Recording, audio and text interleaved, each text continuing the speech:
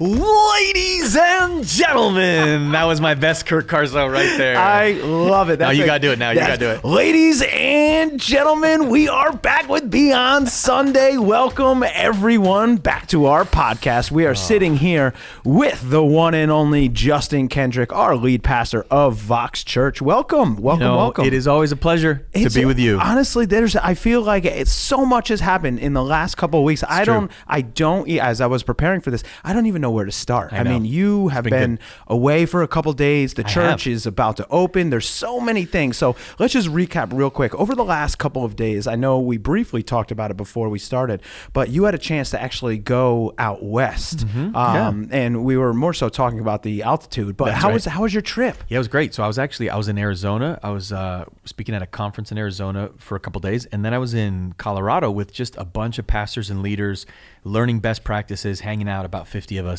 in the mountains in Colorado. It was great. It was a great time, learned a lot, and met a lot of new friends. Yeah, I mean, it's so much different than the Northeast, but I mean, it's just so beautiful out there. I had a chance to spend a little bit of time out west, and it really gives you appreciation for our country and the different parts of the different pockets. It's so different, but then there's this thing that ties us all together. Yeah, it's sweet. Although I got to say, being there for a few days, I enjoyed it, and I was ready to come home. Yeah. I love New England. I really do. Who doesn't? Yeah, Who doesn't? A lot of people don't. I mean, the Patriots fans, we love New England.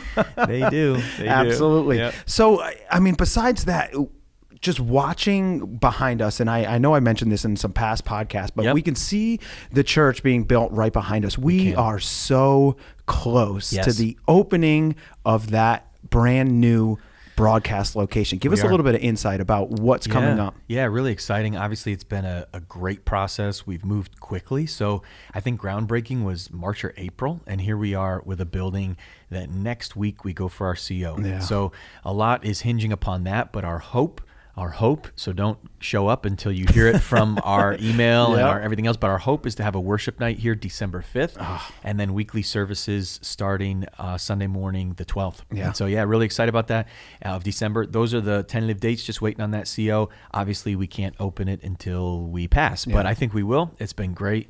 And that's next week. So here we go. And walking through the building, I know you've been through it a bunch of different times. Yeah. What are you most excited about when you walk in? I mean, what gives you that jump every time you walk into the building? It's funny. Obviously, so excited for the team that did this building. Everybody from the designers to the architects to the electricians. A lot of guys from our church have served in this building. It's just awesome to see all that and the camaraderie and the connection. But truthfully, I'm I am not a building guy. Let me just I'm not, here we are 10 years and we're building our first broadcast location. I mean, we were meeting everywhere and we still are to this day. But I think the thing that really gets me excited is I think about the people. I think about people who are going to show up at that building and experience Jesus, and that makes me excited. Yeah. I know that sounds cheesy, but that's just true. That's who I am. Well, I'll give you mine. Yeah. I like the lights. I mean, the planning behind this and being on the production team, I get to kind of see the ins and outs of where the cameras are, the different angles that we're going to have. And that, I mean, honestly, that excites me because it's just going to be different. In College Street, we had our locations, we had our shots, but we have so much opportunity to do different things in here. Yeah. And from the broadcast side of things, I'm excited about that. It's a huge step up. Step. I mean, I went with a friend today, I walked him through, and we got to the broadcast room behind the stage, and there's all these screens and all these cables, and he's like, oh my goodness, like this thing is crazy. It looks like Houston is gonna land a astronaut back on planet Earth. I mean, it's crazy, but that goes to show you how much we've been making it work at College Street with this new venue. It's just a whole nother level. It's gonna be great. Yeah, I mean, it's really special, and I don't want to harp on it, but being on the production team and knowing that what you're doing is being broadcasted not only to every campus, but just to so many different living rooms. Yeah, I mean, it's all part of the puzzle. It's not just one thing or the other, but you get to be part of a team, and that's what excites me. Is you get to bring something and broadcast it all become the across, eyes. Yeah. all across New England. And I mean, for me, I feel as part of that team, I feel something special there. Yeah, it's amazing. And it's amazing what God does when we sacrifice and open our hands and use our talents, right? I mean, there's somebody in Rwanda watching it, and somebody in Guatemala, and literally all over the world. And of course, our target zone is in New England for sure. But it's just, it's an awesome joy. And it's crazy to think like, hey, you're the eyes of thousands of people right now as you hold that camera. Whatever you see, they see. And so it is cool. And God's using it. So it's awesome. I love it. Yeah. I love it. Well, leading in, I mean, I know we have a tentative opening date, but we also have Christmas dates locked into place. Yes. Walk me through what Christmas looks like. Yeah. I know it's not just here in Brantford. We have a couple different locations. Yep. Yeah, really excited about Christmas. We always love doing a little Christmas tour. This one's a bit smaller than previous years, just made more sense with the opening of this building, but and so we are encouraging people to drive because typically we'll try to do 7 or 8 locations. This year we're doing a Worcester, Massachusetts, Wednesday the 15th, and then the 17th we're in Middletown, 18th we're in Brantford, and then the 19th we have normal Sunday services in the morning, but then we'll have a 5 p.m. and a 7 p.m. at Brantford. So it's kind of with 3 in Brantford this year, we're really just encouraging our whole church, hey, listen, you've invested, you've prayed, come down for Christmas in Brantford and just experience the whole thing. And so it's going to be a great time, a great opportunity to invite friends. If you're in the shoreline area, if you're anywhere around Brantford, New Haven, definitely we encourage you to be a part of those. Yeah, I mean, it's really cool. I live in Brantford, and as I'm driving, I'm starting to see more and more little signs pop up on people's lawns. It says Vox Church coming to Brantford. I'm like, Vox Church, I go there. This is crazy. Yes. Yeah, I mean, I'm super, super excited about what's to come, especially from this location here. But I just wanted to mention one thing. The Worcester pre-launch, I know that's part of the Christmas service, but there are some big things coming for Worcester as well. Yeah. Oh, yeah. Worcester has been on fire. It's so exciting to see what's happening up there. Really a community starting to build. Worcester, Massachusetts, the heart of New England. I mean, literally geographically the heart, just an awesome city.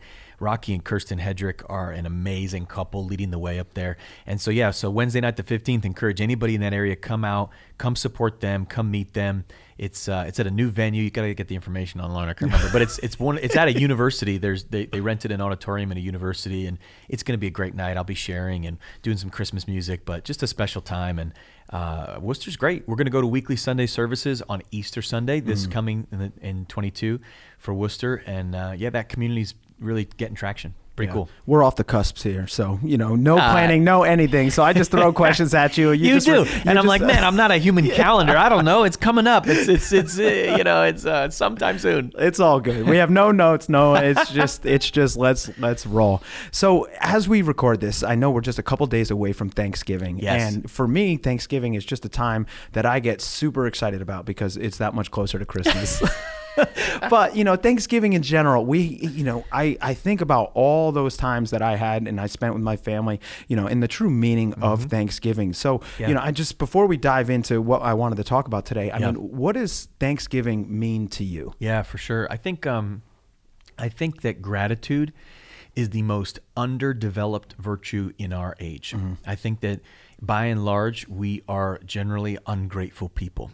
And I think that the root of ingratitude is pride, and that the root of gratitude is humility. And so if you don't find yourself overwhelmed with gratitude, it's probably because you're proud. And if you don't hear that right now, that's probably because there's some pride blocking it too. So we don't think of it this way. For some reason, we think that gratitude should always be spontaneous, like, oh, I should just feel grateful.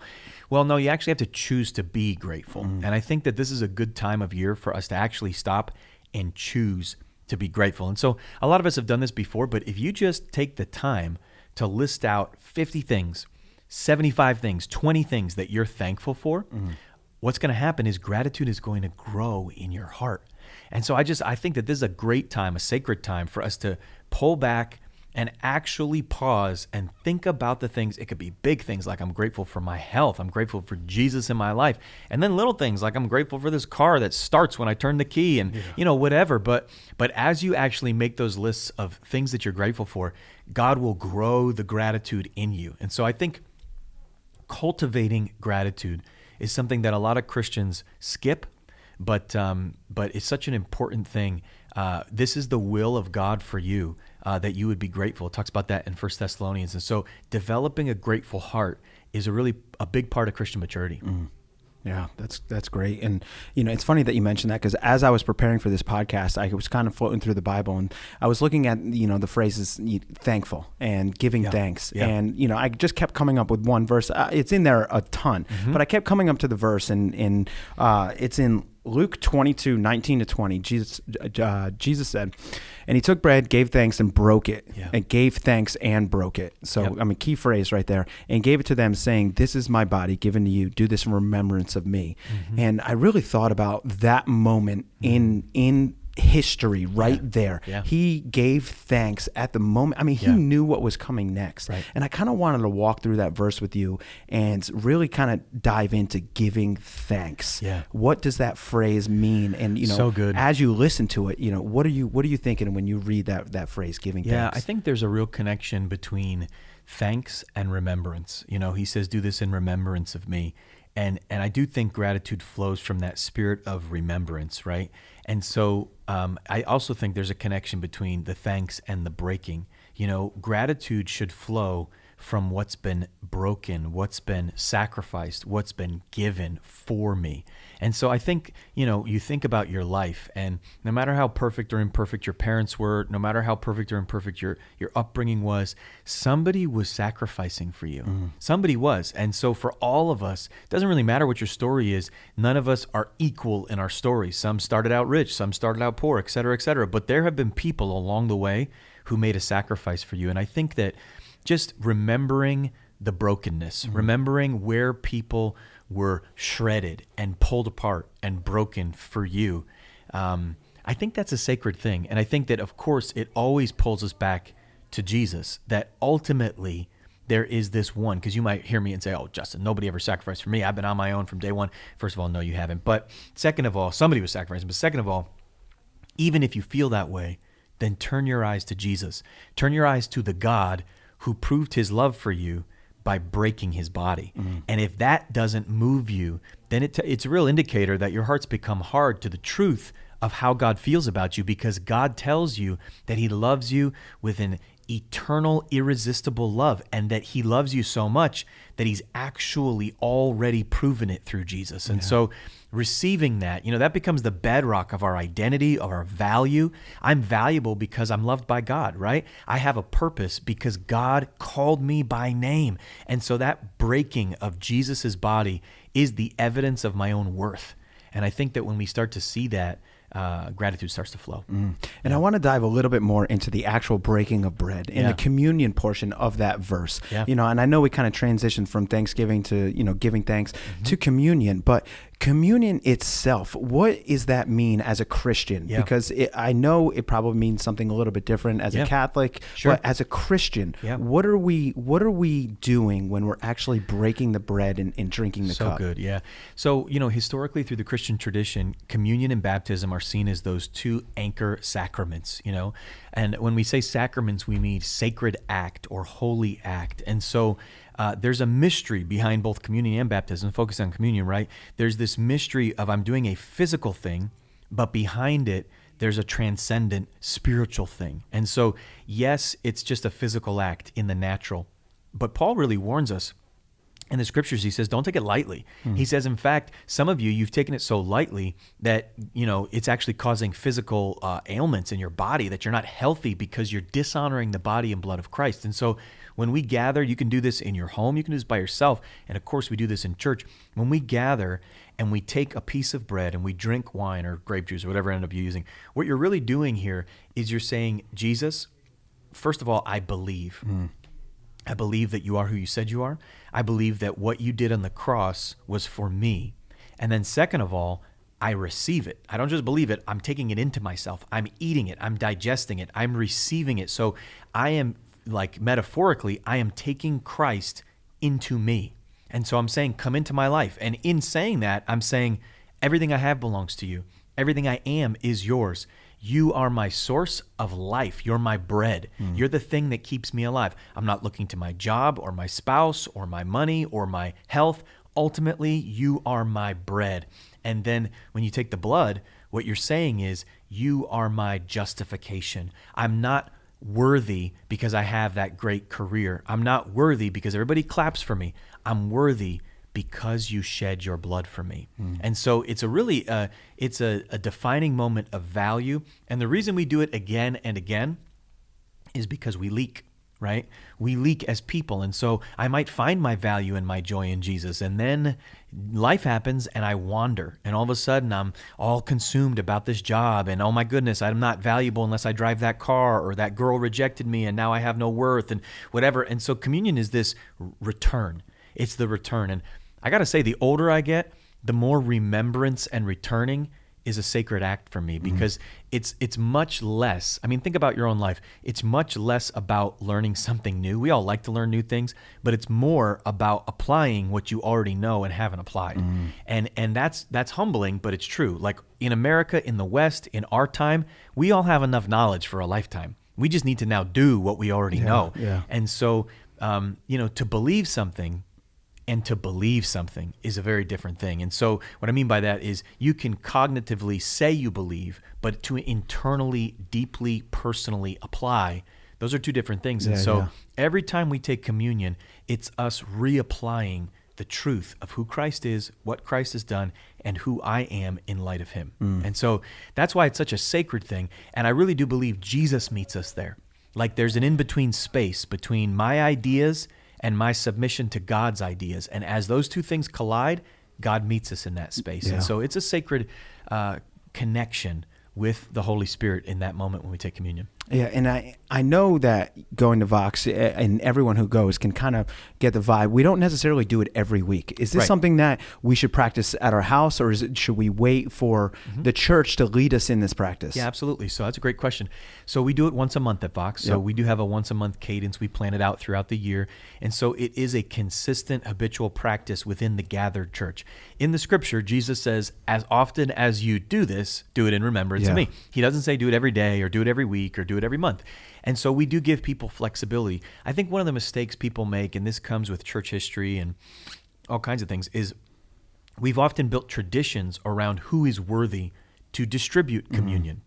And friends, that's just not in the Bible. I'm not necessarily saying that I'm against those who have those traditions. What I am saying is that's a good tradition, but don't mix it up with the scriptural command. So what I mean by that is, it is 100% appropriate for you to partake in communion with your friends or family around your dinner table. You don't need a PhD. You don't need a seminary degree. You don't need to be perfect. What you do need is to be honest before the Lord and surrendered to his lordship. And if you are there, you should partake in communion. And so I think that, yes, families should participate in communion. We participate in communion around Thanksgiving. That's one of our practices. But we also do it periodically throughout just our normal family routines. But yeah, especially in church once a month, but I think, at home and even by yourself, alone with the Lord, in your time with God, you can partake in communion. That's good. Yeah. And on the flip side of that, I just want to ask you a restriction question. I mean, if you're not a believer and you just attend church, should you be partaking in communion? No. Yeah, I think that, we're not going to judge a person's heart. But you'll notice at Vox, we typically say, hey, if you're not a follower of Jesus, or if you're kind of questioning, you're not sure if you believe in God, let it pass. Let it pass. And the reason we do that is because we think, number one, it's not very respectful to a non-believer to force them into a thing that they don't believe. That's pretty disingenuous. So if you're like, hey, I don't believe in God, we're not chasing you out the back door. We want you to explore faith in Jesus and to participate in the church. But this is a practice that Christians do to honor Jesus. And so it's pretty disingenuous if you're like, hey, I don't believe any of this, but let me go through the motions. I think that's disrespectful to you as an individual and disrespectful to God. And so we say, hey, it's okay. You can let it pass. There's no offense. We're not offended. And we honor the fact that you're here, but you're not expected to participate in communion. Yeah. And a question that I actually had from my own son who's 6, he asked me, he goes, Dad, can I take communion? And I asked him simple questions, do you believe in Jesus? Do you believe that he died? And I asked those questions, but if as a parent, what would you recommend talking to your kids and explaining to them, if they can or cannot take communion? It's so funny. That's a great question. One of the things that I've been learning about growing in my own faith is God's faithfulness generationally, right? And so there are a lot of promises for parents. Promises like all your children will be taught by the Lord. Your children will be mighty in the land. Great will be the peace of your children. God promises salvation for our children's children when we trust him. The scripture says that your wife, if you walk in righteousness, will be like a fruitful vine, your child like a tender olive shoot around your table. All these promises that promise you, hey, the Lord is going to bless and walk with your kids. Now, any parent knows by age 3, oh no, I'm not in control of my child. You know what I mean? So I can't make them a Christian. Yeah. So there's 2 things that you can do though. Number 1, you can live it. That's the most important. And number 2, equally important, you can pray. And so I'm in full confidence that all my children will walk with Jesus, not because I can control their destinies, but because I trust in my God, and he's given me great promises. And so I expect every one of my kids to walk and follow with Jesus.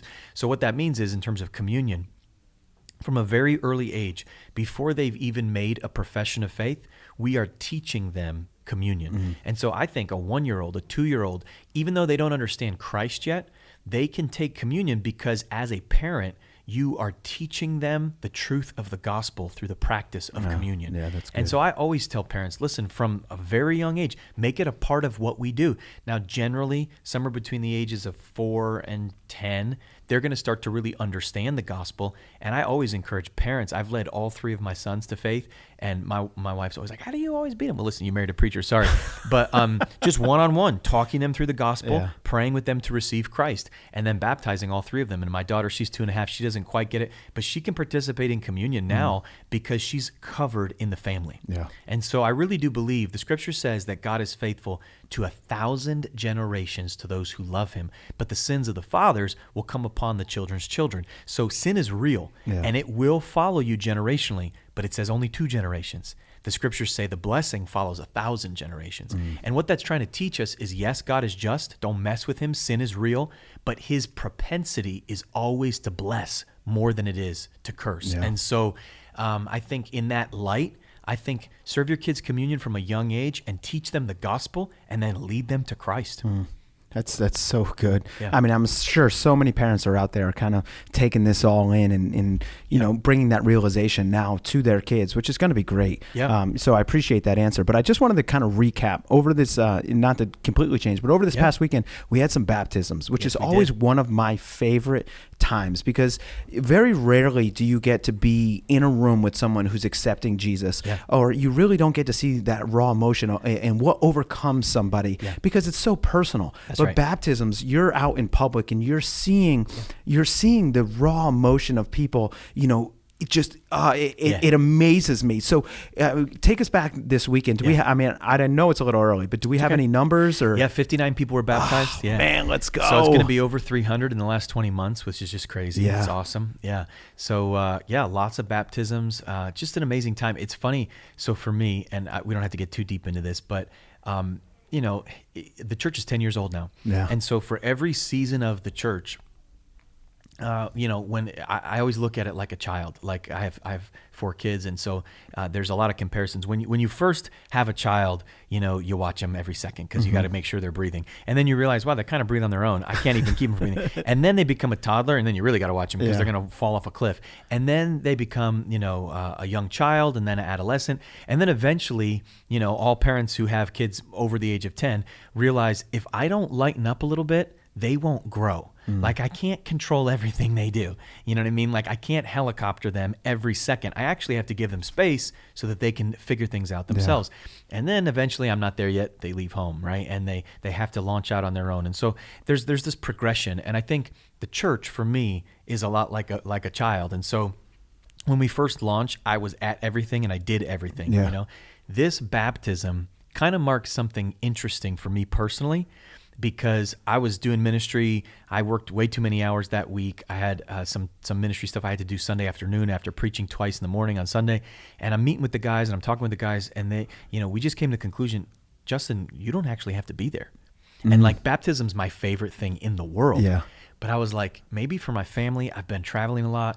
We've been doing a lot of ministry for the church, maybe for my family. And so for this week, this is the first time I had nothing to do with the encounter and nothing to do with our baptisms. And I just celebrated from afar, and I just watched the videos online. And don't get me wrong, I'm not missing too many baptisms, but it was a sweet moment for me to be like, I need to step back just a little bit so that some of the other leaders can step forward and we can really go to the next level. And so in a weird way, this was a very sweet baptism for me, even though I wasn't in the room. And so, I mean, and even I was watching some of the videos literally about 20 minutes ago, and it's still the same thing. I mean, unfortunately, you can't be at every single location, but you know, just to see, you know, what the steps that people are making, you know, and this is the birthplace of what we're trying to accomplish. This is New England. That's right. These are the people that are going to lead us to get to where we want to be. Exactly. And I mean, that's what I see. I see, you know, this is our church growing. I know. You know, it's just crazy. And you know, the kingdom of God is going to explode, and it starts, you know, and for me, like,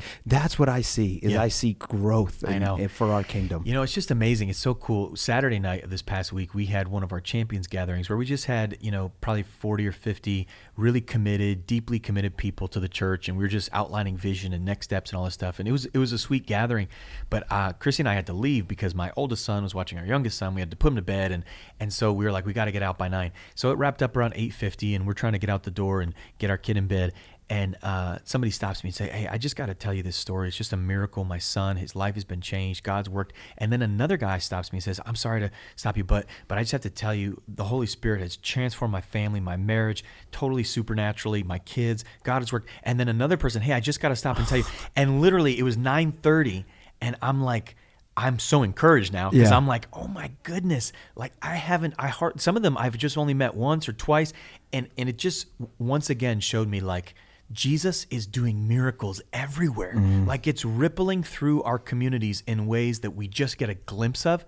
And that night just reminded me, there is so much the Lord is doing that I don't even get to see. Yeah. And just to celebrate that, it's one of the sweetest things when you realize this thing's out of control. It's out of control. God is moving in community groups and in Worcester and in Stanford and in online church and in a coffee shop conversation. And it's like, it's everywhere. Yeah. And it's so beyond what any of us could ever manage, and that's just fine. And you always talk about at the end of service when, you know, you ask people, you always say, you know, this is going to change your family tree. This is going to change your legacy for your family forever. You know, and some people may just think like, but I really think about that, and I'm like, man, their lives are going to be changed forever. I mean, how crazy, just because they walk through that door today, their life is going to be changed forever. You know, and for me, that's a big impact on somebody. You know, what are they going to do? You ever watch a new Christian? You know, they are fired up. They are ready to go. And I mean, I get so amped about it. It's great. Yeah, you know, one of the guys, I'll just blow him up real quick, Miguel, and obviously you've walked with Miguel for a long time. Yeah. He's on staff at the church now, and he was praying for people on Friday night at the encounter, and Joey just texted me, and Joey was just like, man, I'm just blown away by what God's doing in Miguel. And it's just like, you know, not to blow him up, but that's just one guy that God is just doing a great work in his life, and it's just so cool to get a front row seat and watch him just grow for Jesus, you know, and it's like, wow. That's cool. Yeah. It's cool. I mean, the impact that he's going to have, you know, that's right. It's going to be crazy. Generations. Yeah. So lastly, I just wanted to ask you real quick before we sign off, what are you guys doing? What's the Kendrick family doing for Thanksgiving? Yeah, for sure. I can't tell you. Yeah. It's a secret. Honestly, we are laying low, which is just a gift. So we're thankful for that. We're staying home, having some family over, some friends over. But it's pretty low key, and we're thankful for that. So we're doing a little bit more traveling this Christmas, which hasn't been normal. Normally we keep it pretty low key. And then Chrissy and I in January are going to Israel, and so we're very excited about that. And so we do have some travel coming up, but we decided, you know, Thanksgiving just really low key. So sleeping in. Chrissy's cooking a turkey. Some other people are bringing things. Our community group tonight has a little Friendsgiving going on. So it's going to be nuts. The food is off the charts. Everybody's bringing stuff. We're going to have way too much food, and that's going to be a blast. But you know, this is what you got to do, right? Just doing life. And so, but Thanksgiving is super low key. Awesome. I might show up though at North Haven CrossFit. Hey, come on down. Shameless plug. Come on down. That's right. Sneak in for a class. That's right. Yeah. Well, guys, we just wanted to thank you for listening. And again, happy Thanksgiving to you and all your families out there.